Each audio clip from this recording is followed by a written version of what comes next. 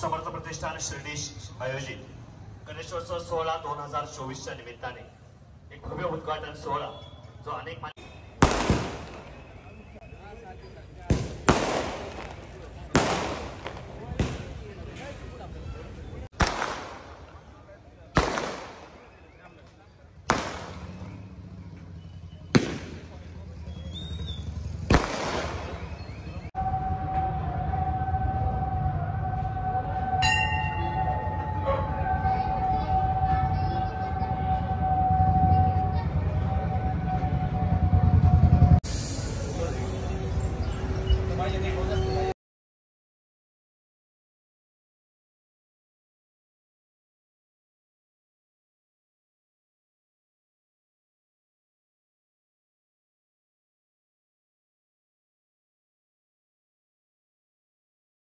करण्याची ही उपस्थिती या ठिकाणी आहे। त्यामध्ये उपाध्यक्ष सन्मान्य कृष्ण आरवाड त्यांना प्रसन्न हारणे यांच्याही या उपाध्यक्षतेखाली हा गणेशोत्सव या ठिकाणी पार पडला।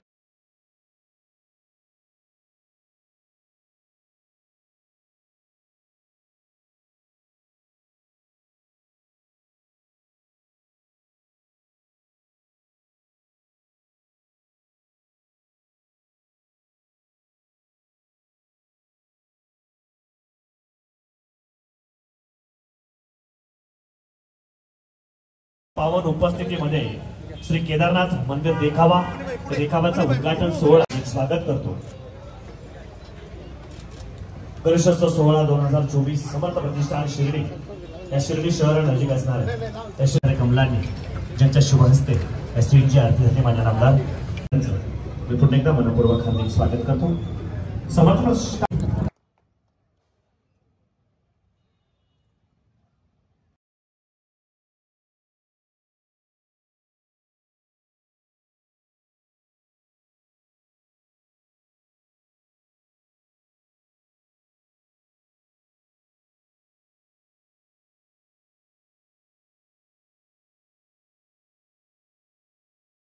जय रुद्राय निकलसाय भूयं निकलवाय महादेवाय नमः। गणपति गणपति अग्रिय कर्मदेवान सोलम नमः।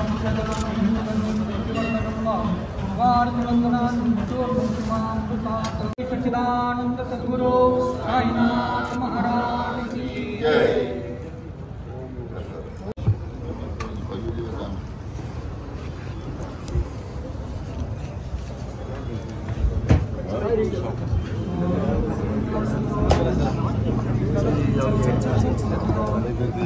आदरणीय साहेबांचं समर्थ प्रतिष्ठानच्या वतीने अशी काही स्पर्धा या ठिकाणी घेतली गेली। त्या नृत्य स्पर्धेच्या माध्यमातून आज 2 विद्यार्थिनी या समर्थ प्रतिष्ठानच्या वतीने जे व्यासपीठ साहेब हे 17 वर्षाचा हा आम्ही छोटं झाड लावलं आज ते थोडा मोठा वृक्ष होतोय। राष्ट्राला विनंत असणारे मंडळ आज पावलोपावली वेगवेगळ्या सामाजिक कार्यामध्ये भाग घेत असताना आदरणीय खासदार सुजयदादा विखे पाटील आणि आपल्या मार्गदर्शनाखाली काम करत आहे। अनेक प्रकारचे देखावे साजरे करत असताना हे देखावे समाज उपयोग कसे राहतील हाच आमचा खऱ्या अर्थाने आमच्या सर्व मंडळातील युवकांचा म्हणा किंवा कार्यकर्त्याचा मानस असतो। आणि साहेब आज खऱ्या अर्थाने आम्हाला खूप आनंद होतोय। आज खूप चांगला दिवस आहे। आज भगवान केदारनाथ मंदिराचा भव्य उद्घाटनाचा सोहळा आपल्या हातून होतोय। अतिशय चांगल्या गोष्टी आज घडत आहेत। त्याच्यामुळे साहेब खरंच आज आपल्या उपस्थितीत आणि आपल्या या उपस्थितीनं आज आम्ही खरंच सर्वजण भरून गेलेलो आहोत। खरं तर आज आपण या ठिकाणी उपस्थित राहिलात अनंत उपकार या शिर्डीकरांवर या राहता तालुक्यावर साहेब आपले आहेत। आपण बोलता कमी आपलं काम खूप जास्त असतं त्याच्यामुळे विरोधकांच्या उलट्या बोंबा असतात काम कमी असतं पण बोलणं जास्त असतं। परंतु आपलं वेगळं आहे कारण आपल्याला आपण कामाला देऊ मानणारे माणसं आहात आणि आपण खऱ्या अर्थानं जनसेवक आहात असं मला वाटतं। आज खऱ्या अर्थाने या समर्थ प्रतिष्ठानच्या स्टेजवर साहेब आपण आलात। आमच्या सर्व कार्यकर्त्यांबद्दल पुन्हा एकदा आपले आभार व्यक्त करतो। या ठिकाणी गुणगौरव पुरस्कार देखील आहे। त्या पुरस्काराच्या आपल्या वतीने उपस्थित असणाऱ्या सर्व गुणगौरवच्या या सोहळ्याच्या मी या ठिकाणी उपस्थितांचं या ठिकाणी आभार व्यक्त करतो आणि सर्वात महत्त्वाचा उद्देश अनेक निर्णय आज आपल्या माध्यमातून या ठिकाणी झाले. त्याचा सगळ्यात महत्त्वाचा निर्णय म्हणजे शिर्डीतील जे छोट्या मोठ्या मालमत्ता धारकांच्या बाबतीतला कर संवर्धन विषय असेल, जो कर वाढला होता, ज्या कर मूल्यांकनाला स्थगिती आपण दिली आहे, त्याबद्दल प्रथमतः आम्हा सर्व शिर्डीकरांच्या वतीने आपल्या या ठिकाणी स्वागत करतो. एक अनेक कामासाठी आपण या शिर्डीच्या मातीमध्ये या बाबांच्या पदस्पर्श भूमीमध्ये केली. त्यामध्ये जवळपास शेतकरी महामंडळाची 100 एकर जागा, जवळपास 100 कोटीची जागा आपण या शिर्डी नगरपालिकेला हस्तांतरित केली. मग त्या ठिकाणी आपण आपला एकच उद्देश आहे, आपला एकच मानस आहे की आपण या ठिकाणी ज्याला घरं नाहीत अशा जे निराधार आहेत त्यांना आधार देण्याच्या दृष्टिकोनातून आपण त्या ठिकाणी घरकुल योजना मान्य केली. त्याबद्दल सर आपले आभार व्यक्त करतो. आणि सगळ्यात महत्त्वाचं म्हणजे आमच्यासाठी स्वप्न होत असणारा थीम पार्क, या थीम पार्कसाठी 40 कोटीचा निधी देखील आपण या ठिकाणी मंजूर केला. त्याबद्दल देखील साहेब आपले शतशः आभार व्यक्त करतो. आज आपण आजूबाजूला पाहिलं, आजूबाजूच्या गावात पाहिलं तर भीषण पाणी टंचाई आपल्याला जाणवते. परंतु शिर्डी हे एकमेव असं तीर्थक्षेत्र असेल की मध्यंतरीच्या काळात अनेक ठिकाणी महाराष्ट्रात दुष्काळ होता, परंतु शिर्डीमध्ये असं होतं की कोणत्याही प्रकारची पाणी टंचाई आपल्याला जाणवली नाही. याचा केवळ दूरदृष्टिकोन हा नामदार साहेबांचा जातो. कारण जवळपास 40 कोटीचा निधी आता जवळपास साहेबांनी आता काल परवाच साहेबांच्या माध्यमातून आपल्याला मिळालेला आहे. आणि त्या माध्यमातून आपल्याला जे उपनगर आहेत त्या वाढती उपनगर आहेत, वाढती लोकसंख्या आहे, त्याच्या दृष्टिकोनातून हा 40 कोटीचा निधी नवीन टाके असतील, त्याचप्रमाणे जे उपनगर असतील त्या उपनगरामध्ये जे आपल्याला पाईपलाईन करायची आहे त्या पाईपलाईनच्या बाबतीत देखील हे काम युद्ध पातळीवर सुरू आहे. त्यामुळे आज खऱ्या अर्थानं 42 कोटीची भुयार योजना असेल, त्याचबरोबर खूप मोठे असे अनेक प्रश्न असतील की आता शिर्डी वाढतोय, त्याच्यामुळे या शिर्डीमध्ये वाढीव गटात भुयारी योजना पाहिजे. याच्यासाठी देखील नामदार साहेबांनी एक भरघोस निधी या ठिकाणी दिला आहे. साहेब एक अनेक आपण या ठिकाणी आम्हाला निधी मंजूर करून दिले, त्याच्यामुळे आपण आमच्यावर अनेक उपकार केले. परंतु आता वेळ आमची, आता या स्टेजवर सगळे मान्यवर आहेत, त्याच्यामुळे सगळ्या गटाचे असतील, सगळ्या पक्षाचे असतील, त्याच्यामुळे सर्व मान्यवर एकच विनंती करायची, आपापल्यातले गट पद आता विलय ठेवून आदरणीय साहेबांच्या येणाऱ्या 2 महिन्याच्या या कालावधी आपल्या त्यांना मोठ्या प्रमाणावर मताधिक्य मिळवून आणायचं आहे.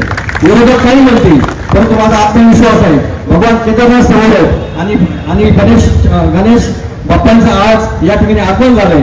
अनेक चांगल्या गोष्टींचं संकेत साहेब सांगतील, परंतु आज एक चांगल्या प्रकारचं नेतृत्व आपल्याला मिळालेलं आहे आणि आपण ते नेतृत्व सांभाळलं पाहिजे असं मला वाटतं. आता मध्यंतरी मी रोहिला गेलो होतो, जास्त वेळ घेत नाही, परंतु अतिशय महत्वाचा मुद्दा आहे. आदरणीय सभापती महोदय या ठिकाणी उपस्थित आहे. खरं तर राज्यातील सगळ्यात महत्वाचा मुद्दा होता तो म्हणजे ज्या खंडकरी शेतकरी होते त्या खंडकरी शेतकऱ्यांचा वर्षानुवर्षाचा भिजत करण्याला निर्णय आदरणीय आपले महसूल मंत्री राधाकृष्ण विखे साहेबांच्या माध्यमातून झाला. साहेब आमचे या ठिकाणी सर्व शेतकरी बांधवांचे आपले मी या ठिकाणी आभार व्यक्त करतो. कारण मध्यंतरी 2-3 रोहीचे मला शेतकरी भेटले, बाबांच्या दर्शन आले होते. तुम्ही जो 7-12 दिला तो 7-12 बाबांच्या चरणाशी घेऊन त्या ठिकाणी आले, अक्षरशः त्यांच्या डोळ्यामध्ये आनंदाश्रू होते. साहेब अतिशय मोठं काम या शेतकऱ्यांच्या माध्यमातून आपण केलं, त्याच्यामुळे आपले आभार मानव तेवढे कमी असं मला वाटतं. आणि सर्वात महत्वाचं म्हणजे 2305 शेतकऱ्यांना भैया 2305 शेतकऱ्यांना या ठिकाणी राहता तालुक्यामध्ये 7-12 मिळायचं जमिनी त्यांच्या नावावर झाल्या. विशेष म्हणजे 50% जो आपल्याला भरावं लागतात 50% अनुदान ते देखील कमी केलं. त्याच्यामुळे कोट्यवधीचा फायदा आज शेतकऱ्यांना झाला. त्याच्यामुळे एक ना अनेक असे उपक्रम किंवा एक ना अनेक असे प्रकल्प साहेबांनी मंजूर केले. आपण सर्वांनी अतिशय साहेब देखील आपल्या अतिशय मनापासून प्रेम करतात, त्याच्यामुळे आपण देखील त्यांचे हात बळकट करावेत असं मला अतिशय मनापासून आणि कळकळीची विनंती करतो. आणि साहेब आपण या ठिकाणी आलात आणि समर्थ प्रेष्ठांना एवढा वेळ दिला, साहेब आपण आपले आम्ही सर्व कार्यकर्ते आपले आभार व्यक्त करतो. सन्मान्य रमेश भाऊ गोलकर, सन्मान्य रमेश गोळा राहता कृषी उत्पन्न बाजार समिती सभापती, आपलाही यथोचित सन्मान सत्कार सोहळा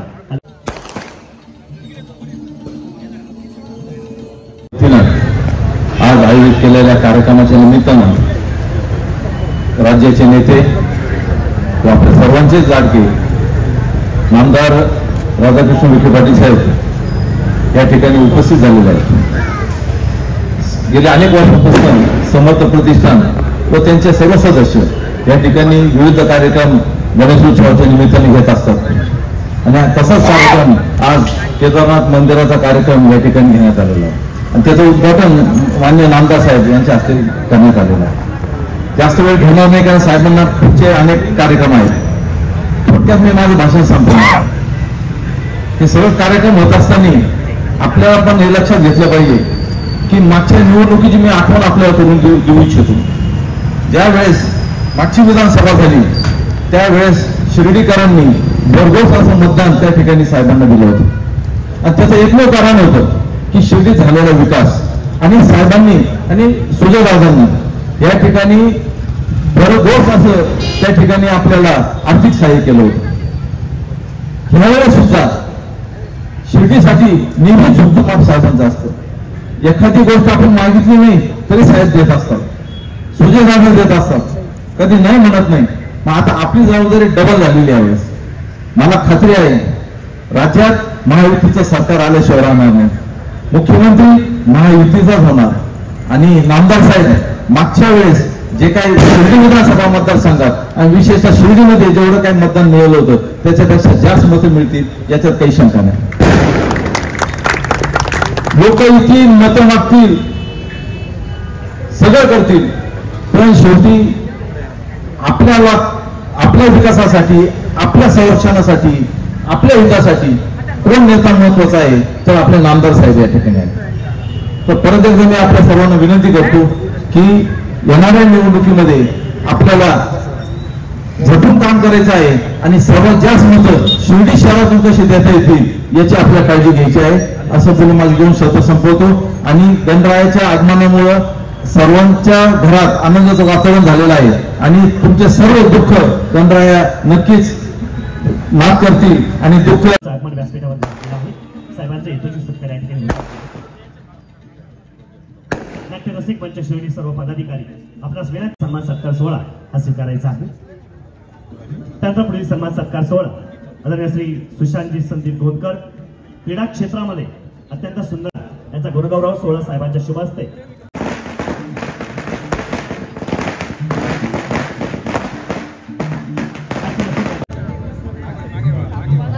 रोटरी क्लब शिर्डी इथं यांचाही येतोची तसा सन्मान सत्कार सोहळा जो साहेबांच्या शुभ हस्ते होतो. लायन्स क्लब शिर्डी आज साई समर्थ प्रतिष्ठान हे 17 वर्षाच्या कारकिर्दीमध्ये पोहोचलेला.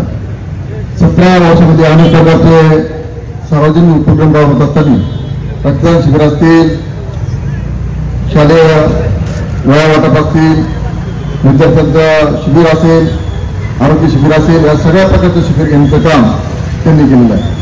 आणि या प्रतिष्ठानला सगळ्यात महत्वाचं जे व्यक्ती भेटले ते निलेदादा आणि यादव पाटील आणि त्यांचे सहकारी नेहमी वेगळं काहीतरी करावं या उद्देशाने सातत्याने सिटीमध्ये 17 वर्षापासून वेगवेगळ्या कार्यक्रमाचं ते आयोजन करतात. त्यासाठी त्यांच्यासाठी जोरदार काळ आपण वाजवत आहे. केदारनाथ मंदिराचं उद्घाटन साहेबांनी केलं. सगळ्यात मान्यवरांनी सांगितलं, मी पण आपल्याला सांगू इच्छितो का 2001 पूर्वी शिर्डी होती, आत्ताची सिटी कशी आहे. 2001 पूर्वी शिर्डीचा जर बघितला एक गाव म्हणून तिथं शिर्डी गाव होतं. आता त्या शिर्डी गावाचं शहरामध्ये रूपांतर झालं. पण त्यावेळेचं जे नियोजन केलं ते आत्ताचं उपयोगी ठरलं. त्यावेळेचं नियोजन केलं सिटी नगरपंचायत असेल, साईबाबा संस्था असेल आणि स्थानिक आमदार असं त्रिवेणी संघातून तो विकास झालेला आहे. त्यावेळेस साहेबांनी एक दूरदृष्टी दिली आणि 2031 पर्यंत पाणी पुरवठा योजना सिटी शहरात व्हावं यासाठी सातत्याने प्रयत्न केला. म्हणून आपल्या आज सिटीकरांना शहराच्या तळागाळापर्यंत फार कुठलाही नगर असू, नवीन नगर सोडून प्रत्येकाला पाणी देण्याचं काम त्यावेळेस राधाकृष्ण विखे पाटलांच्या दूरदृष्टीमुळे आलं. त्याबद्दल त्यांचं मी मनपूर्वक अभिनंदन करतो. त्याबरोबर सिटीमध्ये अनेक प्रकारच्या घटना घडत गेल्या. त्या घटनेला अनेक प्रकारच्या वेगवेगळ्या लोकांनी वेगवेगळं रूप दिलं. पण मला असं वाटतं महाराष्ट्रामध्ये एकच नेता आहे जो जातीय समता कायम ठेवण्याचा प्रयत्न करतो, तो म्हणजे राधाकृष्ण विखे पाटील.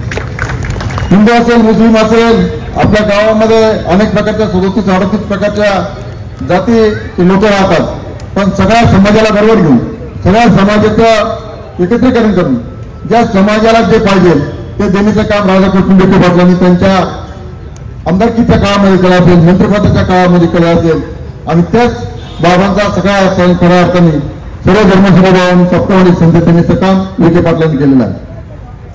अलीकडच्या काळामध्ये आपण बघितलं नसेल किंवा बघितलं असेल, पण आपली मानसिकता वृत्ती एक खराब झालेली आहे.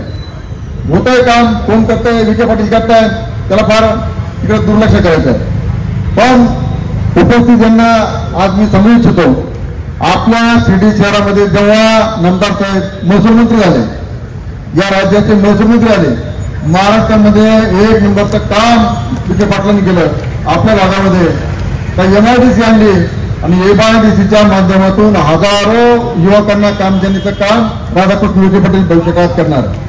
आणि मग असे काम करत असताना आपण असे जे काम करणारे माणसं आहेत, मग अनेक प्रकारचे काम केलं.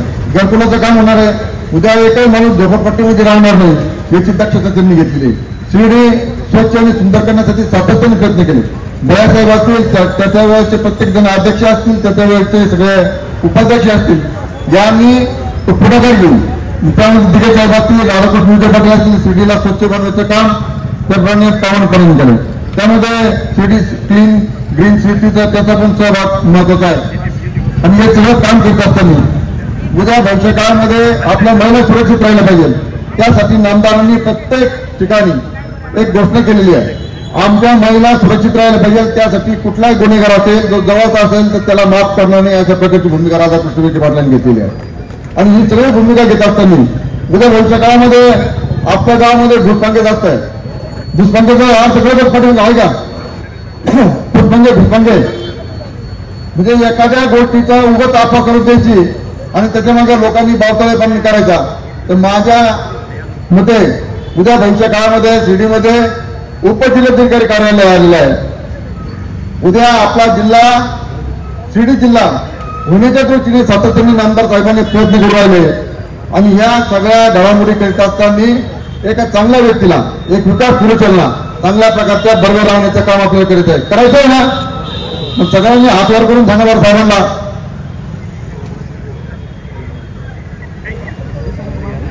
आणि मग उद्या भविष्य काळामध्ये 2-2.5 महिने 3 महिन्यांनी जेव्हा विधानसभेला जाते प्रत्येकाने संकल्प केला पाहिजे का राधाकृष्ण विखे पाटलांना आपल्याला मतदान करायचं, का बरं करायचंय, कुठल्या जाती सुरुकाम करणारा माणूस, विकास काम करणारा माणूस आणि प्रत्येक कुटुंबाची दखल घेणारा जर माणूस असेल तर राधाकृष्ण विखे पाटील त्याशिवाय दुसरा पर्याय नाही, असं माझं वैयक्तिक मत आहे.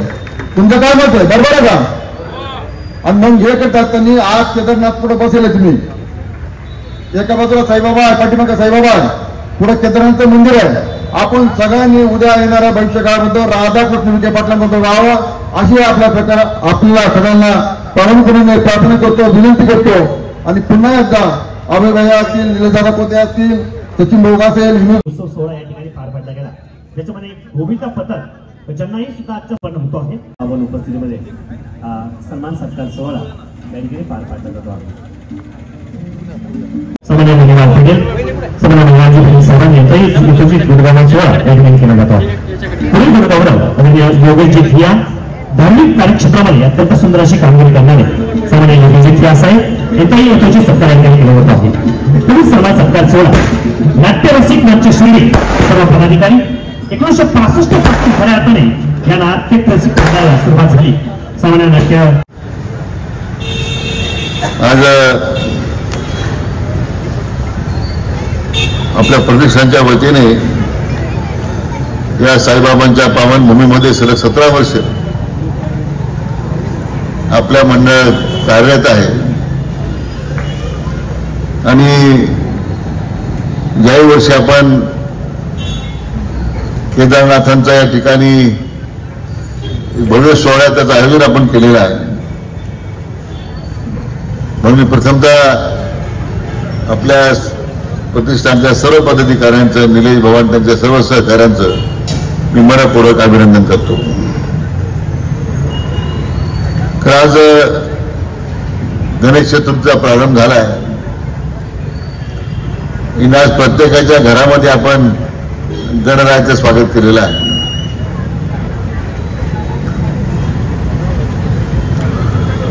गणेशच्या आगमनाच्या या चैतन्यमयी सोहळ्याच्या निमित्तानं प्रथमतः मी आपल्या सर्व नागरिकांना मनपूर्वक शुभेच्छा देतो. आपल्या समर्थ प्रतिष्ठाननं जी उत्सवाची परंपरा जी कायम राखलेली आहे आणि आज या सगळ्या धकाधकीच्या जीवनामध्ये चंगळवादामध्ये जी आध्यात्मिक परंपरा खरं म्हणजे या प्रतिष्ठाननी जी राखलेली, मी याचा उल्लेख सुरुवातीला केदारनाथांच्या या सोहळ्याचा उल्लेख केला. मला वाटतं या परंपरेचं सातत्य टिकवण्यामध्येच या मंडळाचं यश आहे. आणि हीच भूमिका गणेश उत्सवाची सुरुवात करताना लोकमान्य बाळ गंगाधर टिळक यांनी ती अधोरेखित केली होती की प्रत्येक सर्व समाजातील लोकांनी एकत्र येऊन एक सामाजिक बांधिलकीनं समाजाप्रती असणारं आपलं दायित्व त्या भूमिकेतून या सोहळ्यामध्ये सर्वांनी सहभागी झाला पाहिजे, अशा प्रकारची त्यांची भावना होती. ती आज त्या समर्थ प्रतिष्ठानच्या निमित्तानं मला या सोहळ्याच्या आयोजनामध्ये मला पाहायला मिळते. अशा अनेक गणेश मंडळ आहे की अजूनही या सोहळ्यामध्ये आपलं वेगळेपण त्यांनी आता जपलेलं आहे. आणि ते मला वाटतं आजच्या काळामध्ये खऱ्या अर्थाचं वैशिष्ट्य आहे. मी आता प्रति गंगा आरतीचं या ठिकाणी आयोजन केलेलं आहे. लोकांना आपली संस्कृती माहीत पाहिजे, आपली परंपरा माहीत पाहिजे. ज्या परंपरेवर, ज्या तत्वावर आधारित आपली समाज व्यवस्था उभी आहे त्याचं आजच्या तरुण पिढीला जवळून दर्शन झालं पाहिजे. सोहळा तर असतातच, पण सोहळ्यातून लोक शिक्षणाचं काम खऱ्या अर्थानं करण्याची आवश्यकता. मला वाटतं आज ज्या पुरस्कारातून सत्कार करण्यात आला, वेगळ्या समाजामध्ये काम करणाऱ्या संघटनांना सत्कार करण्यात आला, व्यक्तिगत स्तरावर ज्यांनी आपलं स्वतः कर्तृत्व सिद्ध केलं त्यांचा सत्कार करण्यात आला, हे त्याचंही प्रतीक आहे. मला वाटतं समाजामध्ये वेगवेगळ्या आघाड्यांवर काम करणाऱ्या अशा संस्थांचा सत्कार करणं, त्यात आम्हाला सुद्धा कार्यकर्त्यांना ऊर्जा मिळते आणि त्या दृष्टीने मला वाटतं सत्कार सोहळा माझ्या दृष्टीने त्यामुळे महत्वाचा आहे. हे काय सत्कार मिळावेत म्हणून आपण काम करत नाही, पुरस्कार मिळावे म्हणून आपण काम करत नाही. आपण समाजाप्रती आपली जी बांधिलकी वेळोवेळी आपण व्यक्त केलेली आहे, निर्वाधित आणि निस्वार्थीपणे निस्पृहपणे आपण ते समाजाकरता काम करत आलेलं आहात, त्याचं रेकग्निशन, त्याचं त्या दृष्टीने मान्यतेची तुम्हाला आवश्यकता नाही आहे. मान्यता आमच्यासारख्या संघटनेमध्ये काम करणाऱ्या कार्यकर्त्यांना त्यांना तुमच्यामुळे मान्यता मिळते, हे माझ्या दृष्टीने महत्वाचं आहे. आज आपल्या आदरणीय लाडके पंतप्रधान मोदी साहेबांनी केदारनाथ कॉरिडॉरची त्या खाली घोषणा केलेली आहे. प्रचंड काम सुरू आहे की ज्यामुळे एक इकोसिस्टीम तयार होते, पर्यटनाला चालना मिळते, रोजगाराला चालना मिळते. आज उत्तराखंडमध्ये आपण जाताना त्याला देवभूमी म्हणतो. देवभूमीमध्ये आपलं स्वागत आहे आणि तोच माझा प्रयत्न आहे पालकमंत्री म्हणून की नगर जिल्ह्यामध्ये येताना ही संतांची भूमी आहे, त्याच्यामध्ये आपलं स्वागत आहे. अशा प्रकारचं आपल्याला एक वेगळं चित्र निर्माण करायचं आहे. म्हणून अनेक वर्षे ज्ञानेश्वर महाराजांच्या मंदिराची जी अवस्था आहे, ज्या ठिकाणी ज्ञानेश्वरी लिहिली गेलेली आहे पैस खांबाला टेकून, ज्याचं आज वाचन 25,000पेक्षा जास्त गावांमध्ये होतं, पण मात्र ते दुर्लक्षित झालं. ते माझं भाग्य होतं. मला वाटतं की आता आपण ज्ञानेश्वर महाराजांच्या मंदिर विकासाकरता आज 350 कोटी रुपयाचा आता प्रस्ताव आपण त्या ठिकाणी मंजूर करून आता कामाला सुरुवात करणार आहोत. अहिल्यानगरमध्ये त्याचं नाव जिल्ह्याला आपण नाव दिलेलं आहे, अहिल्या पुण्यश्लोक अहिल्या देवीच्या निमित्तानं आज सगळे जे जलसंधारणाच्या कामाचं गळवा करताय, जलयुक्त शिवाराचा ज्या ठिकाणी गळवा त्या ठिकाणी चर्चा होते, याच्या प्रणेते कोण आहेत? आज वाराणसीपासून तर खालच्या आपल्या दक्षिण हिंदुस्थानापर्यंत आज अहिल्यादेवींनी केलेलं जे काम आहे हे अस्मरणीय आहे. आपल्याला माहिती की त्या चोंडीच्या होत्या आणि त्या होळकरांच्या घरात गेला इंदोरला. याच्यापर्यंत अहिल्यादेवीने आपण समजून घेतलं पाहिजे. आणि मला भाग्य आहे की आपण आता या जिल्ह्याला नाव देताना त्यांचं एक मोठं स्मारक, एक 100 फुटाचा पुतळा उभा करताना स्टॅच्यू ऑफ वुमेन एम्पॉवरमेंट आपण त्या ठिकाणी करतोय. एक 25 एकर जमीन आम्ही नगरला देतोय आता, की ज्यामुळे एक पूर्णतः तो कॉरिडॉर आपल्याला तयार करता आला पाहिजे. आणि म्हणून नगर जिल्हा हा एक अध्यात्माचा कॉरिडॉर करण्याच्या संबंधी आपल्याला आता आपण पुढाकार घेतोय. मग आमचे साईबाबा आहे, आमचे त्र्यंबक, तुमच्या ज्ञानेश्वर महाराजांचं समाधी आहे, ज्ञानेश्वर लिहिली आहेत, शनी मंदिर आहे, अगस्त्य ऋषींचं स्थान आमच्या अकोल्याला आहे, मोठ्याचं देवीचं स्थान आमच्या पाथर्डीमध्ये आहे, सिद्धटेकचं गणपती आमच्या सिद्धटेकला आहे, अष्टविनायकातला. कितीतरी याचा उल्लेख करता येईल की ज्यामध्ये आपल्या संस्कृती जतन करण्याचं एक मोठं दायित्व आपल्या सगळ्यांना आहे. आणि म्हणून जिल्ह्याच्या त्या दृष्टीने काही आपल्याला कॉरिडॉर करता येईल का, याकरता मी आता आखणी करतोय, पुढे चाललेलो आहे. ही सगळी प्रेरणा या मतदारसंघाचे आमदार म्हणून जे आशीर्वाद मला मिळाले साईबाबांचे, त्यातून ही प्रेरणा मला मिळत राहिलेली आहे. आणि ते अविरतपणे काम करत राहणं, त्या दृष्टीने मी पुन्हा एकदा निलेशजी आणि त्यांच्या सर्व सहकाऱ्यांचं मी खरं मनापासून अभिनंदन करतो, धन्यवाद देतो. एक चांगली परंपरा आपण कायम ठेवलेली आहे. नाही तर आज आपण पाहतो स्टेजवर कोणत्या लावण्या चालतात, काय चालतात, ते मनोरंजन पाहिजेच आहे, त्याला काही अडचण नाही. पण ते व्यासपीठ वेगळं असलं पाहिजे. आपल्या धार्मिक व्यासपीठावर अशा प्रकारचे प्रकार होणं हे अजिबात उचित नाही आहे. तर समर्थन कोणी करणार नाही. आणि ती परंपरा निधी आपण टिकवली, याच्यात मला त्या दृष्टीने अधिक महत्वाचं वाटतं.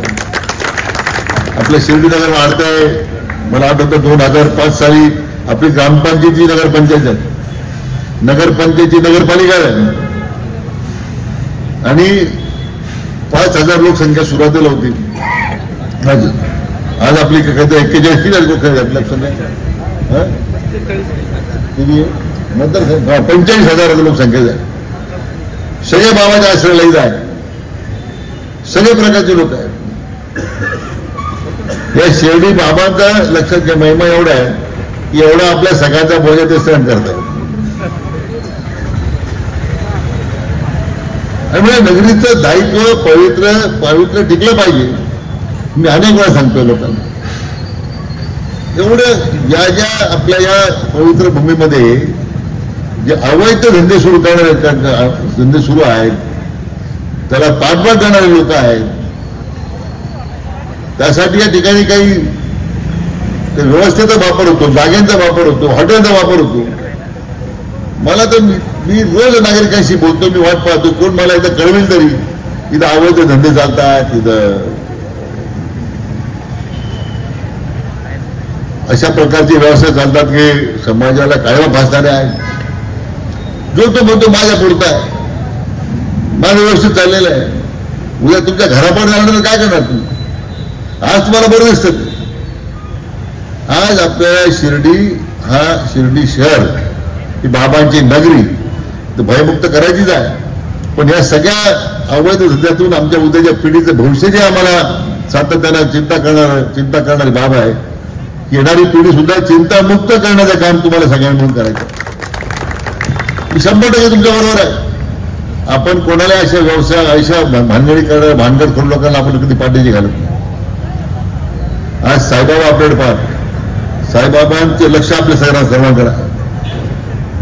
ज्याने बाबाच्या विचाराशी प्रतारणा केलेली आहे त्यांना त्याचं शासन झालेलं मी सांगण्याची गरज नाही.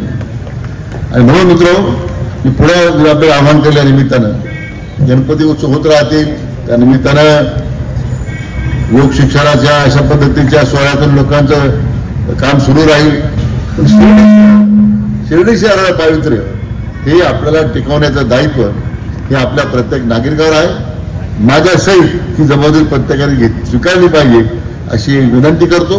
पुन्हा एकदा निलेश भाऊंना मनापासून त्यांच्या या समर्थ प्रतिष्ठानला शुभेच्छा व्यक्त करतो. जय हिंद, जय महाराष्ट्र. गणरायाला हे माहीत आहे की या राज्याचं भविष्य जनतेसाठी काम करण्याचं दायित्व हे फक्त महायुतीच्या सरकारमध्येच आहे. कारण आम्हाला जे नेतृत्व लाभलेलं आहे ते आदरणीय नरेंद्र मोदी साहेबांचे लाभलेलं आहे. आणि म्हणून त्यांच्या नेतृत्वाखाली काम करताना त्यांच्या संकल्पनेतला जो भारत आहे, त्यांच्या संकल्पनेतला जो उद्याच्या येणाऱ्या देशाच्या विकासाची वाटचाल आहे, मग ती कौशल्य विकास कार्यक्रमातून असेल, अनेक सामाजिक उपक्रमातून असेल, मला वाटतं त्याला जनतेनं आता त्याच्यावर जनतेने पूर्ण विश्वास व्यक्त केलेला आहे. म्हणून गणरायाच्या चरणी एवढीच प्रार्थना केलेली आहे की महायुती सरकार येताना या राज्यातली जनतेला सर्व सुख संपन्नाचा लाभू देईल, उत्तम आरोग्य लाभू देईल अशी प्रार्थना मी गणरायाच्या चरणी केलेली आहे. थोरातांच्या बद्दल मी काही बोलणार नाही की त्याने आत्मपरिवर्तन करण्याची गरज आहे. नाचता येत नाही म्हणून अंगणवाकडं जे काही भूमिका काही लोकांची प्रवृत्ती आहे तर त्यापेक्षा गुलाबरावांनी जे विधान केलेलं आहे निश्चितपणे त्याचा मला समजून घ्यावं लागेल काय वस्तुस्थिती आहे. राज्याचे मुख्यमंत्री मला वाटतं त्या संदर्भात निश्चितपणे गुलाबरावांची बाजू ऐकून घेतील आणि मार्ग काढतील. त्यामध्ये काम करण्याचे घटक पक्ष आहे, दोन्ही पक्ष प्रामुख्याने एकत्रपणे भूमिका मांडणं. एका वाक्याने ते एका त्याच्यामुळे एक वाक्यात असली पाहिजे. त्याच्यामुळे काही नाही. उलट सरकारची प्रतिमा, सरकारची भूमिका